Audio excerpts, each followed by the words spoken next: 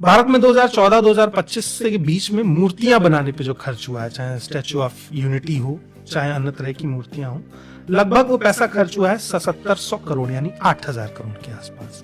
इतने पैसे में 8000 तो नहीं लेकिन 800 स्कूल बन सकते थे और उन सभी स्कूलों का नाम सरदार पटेल महाविद्यालय रखा जाता।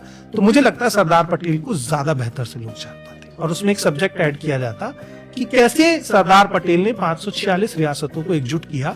द सब्जेक्ट ऑफ यूनिटी आप पढ़ाते तो लोग जान पाते, मगर इंटेंशन वो नहीं था। दूसरा, मंदिर निर्माण और मंदिर से जुड़े क्षेत्रों को विकास के लिए जो पैसा खर्च हुआ वो लगभग 98,000 करोड़ यानी 1 लाख करोड़ के आसपास है। अयोध्या मंदिर निर्माण में 3200 करोड़ रुपए लगे और मंदिर के साथ साथ अयोध्या का डेवलपमेंट हो इसलिए 85,000 करोड़ रुपए खर्च किया गया। कहां हुआ ये मुझे नहीं पता है, मगर सरकार ने इतना पैसा खर्च किया है। यानी कितना पैसा हो गया? लगभग 1,07,000 करोड़। उसके बाद कुंभ मेले में लगभग 15 से 16,000 करोड़ रुपए खर्च किया गया। कुंभ में जाने वालों के ऊपर हेलीकॉप्टर से फूल बरसाए गए जिसमें बहुत पैसा लगता है, जिसकी कोई जरूरत नहीं थी। इससे बेहतर था कि आप ट्रेन फ्री कर देते।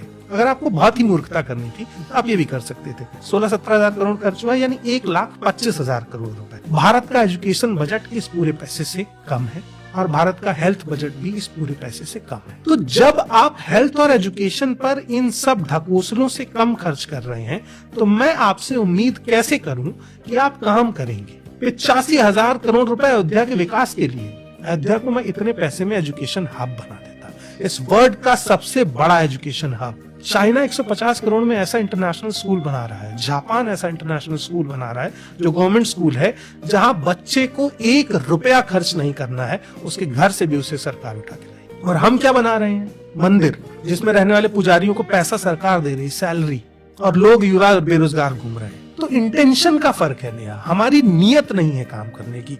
हमारे देश के नेता पैदाइशी कामचोर हैं, हमें ये मानना पड़ेगा, चाहे वो किसी पार्टी से आते हैं। आप मुझे कांग्रेसी कहें, भाजपाई कहें, आम आदमी पार्टी कहें, आप मुझे बहुजन समाज पार्टी का कहें, उससे मुझे कोई फर्क नहीं पड़ता। जो नेता पावर में आएगा वो चोर होगा अगर आप उसे चोरी से नहीं रोकेंगे। सिंपल सी बात है। आप इस भरोसे पे सरकार को नहीं छोड़ सकते कि ये मेरी पार्टी के लोग हैं तो ये चोरी नहीं करें। तो ये डेटा बताता है कि आपकी अकाउंटेबिलिटी में कितना बड़ा लूपहोल है।